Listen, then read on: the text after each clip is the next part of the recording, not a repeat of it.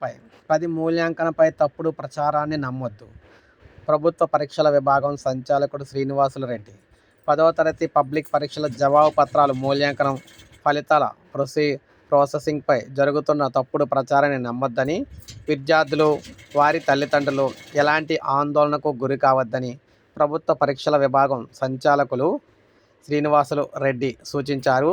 పరీక్షల నిర్వహణ, మూల్యాంకనం, ఫలితాల ప్రక్రియ ప్రతి దశలో కూడా పారదర్శకంగా, బాధ్యతాయుత విధానాల్లో చేస్తున్నాం.